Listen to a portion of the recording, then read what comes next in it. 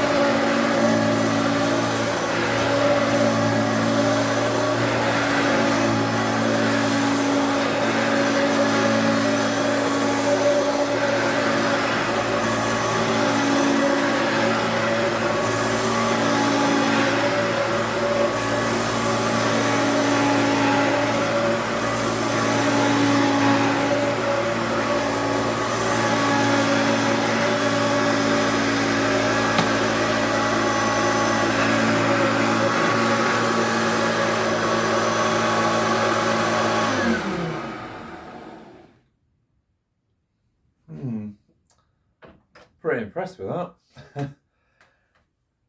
I'll give it a bit of a polish. I've already cleaned it, by the way. I've taken it to pieces and cleaned it. I just don't know what I'm doing with the motor. And it needs a new brush roll, really, because it's all rusted. But everything else is clean. I have sort of duplexed it a little bit of wax, but I haven't got the drill sufficient enough for the pads, you know, to do it like a machine polish. So it's all done by hand. So I'll give it another go, and then do a longer video, a bit more detail up close, look at all the different bits and bobs.